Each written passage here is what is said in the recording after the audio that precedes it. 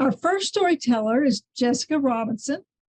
Now, I first became aware of Jessica during the pandemic when Better Said Than Done was online, and you gave us a wonderful outlet for storytelling there as we were cooped up in our homes. But now I understand so much more. You're a videographer, an author, a featured teller this very weekend at a festival. So I'm really excited to hear the story you have for us today. I give you all Jessica. Thank you. Thank you so much. And I said this already, but thank you to Delana. Thank you to everyone. I'll just blanket thank you. All right, I'm going to tell you a story that is inspired by a short story that I read in high school. And I don't like to give away the name of the story in advance because it kind of gives away the ending. But when you figure out what the story is, feel free to put it in the chat or, reveal how smart you are at the end of the story. This is my take on a story. Juliet grew up in a middle class neighborhood. Her parents worked hard to get a house in a middle class neighborhood with good schools. But that's all that they had. They could only afford to get into the neighborhood. They couldn't keep up with the Joneses, and Juliet couldn't keep up with the Joneses. And well, when she went to high school, the other kids wore new clothes every season, every year. Juliet's clothes were never new, not even the first time she wore them. And on their 16th birthday, the other kids, they got cars. Juliet got a job. And she wanted what they had. And she knew what she had to do. She had to work hard to get it. So she did. She worked hard at her after-school jobs, and she worked hard in school, getting good grades so she could get into a good college. And she did. She got into a great college, and she got a scholarship to a great college. But when she got there, well, it was kind of like high school, only worse in many ways. I mean, the kids there got new cars on their birthdays, but they also on spring break went skiing in the Alps and scuba diving in Belize. And she stayed and worked. She worked hard at her jobs. She worked hard to get good grades and to keep that scholarship. And she still wanted what they had, but she kind of grew to resent their ease of life, resent some of them just a little bit for having what she wanted. So it was hard for her to make friends. It was hard because of this jealousy, and it was hard because of how hard she worked all the time.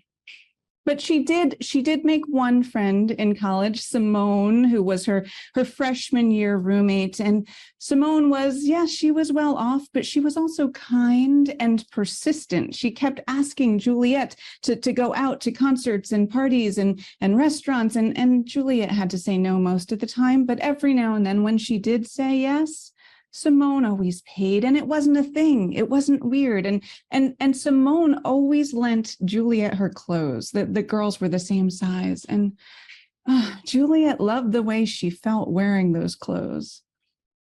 When the girls graduated, well, Simone, even though she hadn't worked very hard at her grades and she hadn't worked a day in her life at a job, she got a great position working at an art gallery. A very coveted position, not because of her grades, but because of her connections. And Juliet, she had wanted to study fashion, but she knew she had to be practical. So she had instead studied journalism, thinking maybe when she graduated, she could get a job writing about fashion. But none of the magazines wanted her. She did get a job working at a newspaper, but not in the style section. No, she got a job writing obituaries. But it was a job, it was work, and she knew how to do work. She worked hard, hoping to work her way up, hoping to one day maybe even be able to write for Madam X.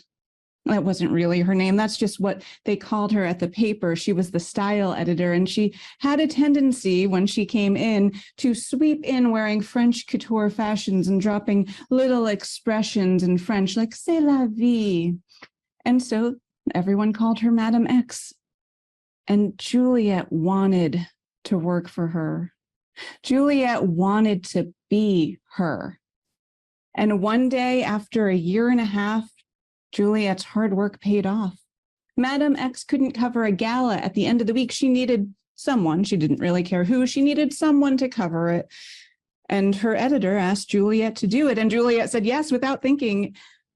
And then after she had committed to it, she realized she had nothing she could wear. And she couldn't afford anything appropriate to wear to a gala. And then she remembered Simone, her friend, who she hadn't really talked to much since they graduated, but she called her friend up. And Simone was more than happy to hear from Juliet. And Simone was more than happy to once again play dress up. So Juliet tried on dress after dress after dress from Simone's closet, and they finally settled on a simple black dress. And then they tried on the shoes, the shoes with the ridiculous red heels and the heels so high that Juliet could barely stand, let alone walk in them. But they finally settled on a simple black pump. And then the girls agreed they needed something else. The outfit needed something else. And so Simone opened her chest of jewels. And after looking through all of them, they finally settled on a diamond drop necklace that came in a little blue box. And it was the perfect accessory. Juliet was dressed to the nines when she entered that gala where she felt like she belonged. And where when she walked in, she felt like everyone looked at her like she belonged. And it felt good. It felt good when all night long people complimented her on her dress and her shoes and that diamond necklace. And at the end of the night, she floated out of the gala, having had the best night of her life. And then she floated out to the cab that she hailed because those shoes were not getting on the subway. And in the cab ride home, she was still floating as she sent off her notes on her phone to Madame X that she didn't even bother to pay attention to see if the cab driver was taking the cheapest route home. And when she got back to her apartment, she was exhausted and she just kicked off those ridiculous heels and floated off to sleep. But in the morning when she got up still dressed, she realized that necklace, that diamond necklace, was gone. She looked in her bed, she looked around her apartment, she walked out to the curb, retracing her steps. There was no sign of it. So she called every cab company in the city, and she got the same answer each time. She would be very lucky indeed if anyone would return a diamond necklace. So she knew what she should do. She should call Simone. She should confess to her friend about what had happened. Her friend was kind. Her friend would help her figure out how to pay this back. But she couldn't stand the look of pity she knew she would see on Simone's face. She couldn't stand the thought of being indebted to her friend. So she went instead to that store where they sell jewels in little blue boxes, and she found the diamond drop necklace. And when she saw the price tag, she nearly threw up. It was so much more than she had saved. It was so much more than she earned in a year. But what could she do? She signed over her savings, and she signed over the next 10 years of her life. And as she walked out of that jewelry store, that diamond necklace weighed securely and heavily in her purse. When she got to Simone's apartment to return the necklace and the dress and the shoes, Simone wanted to hear all about the gala, but when she handed the bag to her, she just tossed it in the corner of her apartment. She tossed Juliet's life in the corner, like so much loose change that Juliet couldn't speak to her friend. She just turned and walked away and didn't look back. And then she knew what she had to do. She had to work hard. She threw herself into her work to try to pay off that debt. Not only did she work hard at the paper, but she got a second job and a third job. She worked 7 days a week from morning till evening, working to pay off that debt. And Madam X had been happy with her work. Madam X asked her to do more, but how could she? She had no time. She was working. And that's all she knew.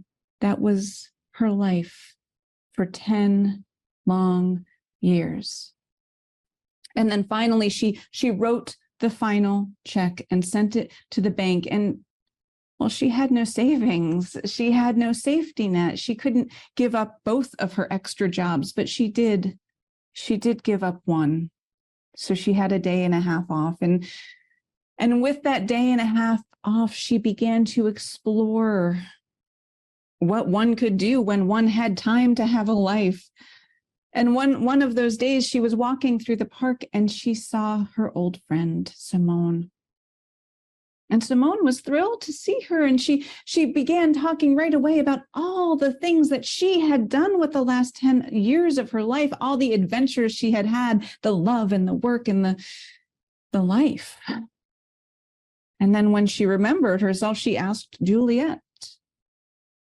And Juliet just had no energy left to make up something glamorous. And she told her friend the truth, how she had lost the necklace, how she had bought it again at the store, how she had spent the last 10 years of her life working to pay it back. And as she spoke, Simone's jaw dropped. And she said to Juliet, no, surely you didn't think that those were real diamonds, blood diamonds? I mean, who wears diamonds anymore? That necklace was worth a fraction of that. And as Juliet followed Simone back to her apartment, all she could think were about the years wasted, the time wasted, the money wasted, and the many, many regrets over that necklace.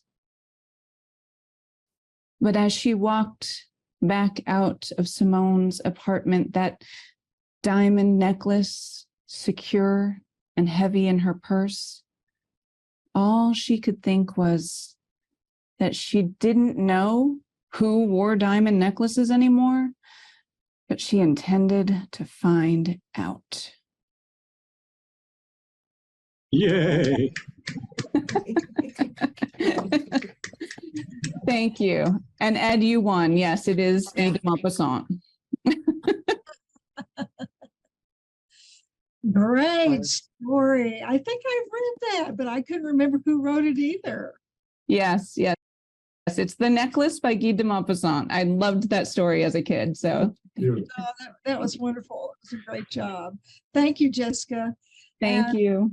I know you're going to have to head out because you've got more stories to tell. So we're glad you could make it today. Yeah, thank you so much. This was fantastic. And I will watch later. So thank you. All right. Bye.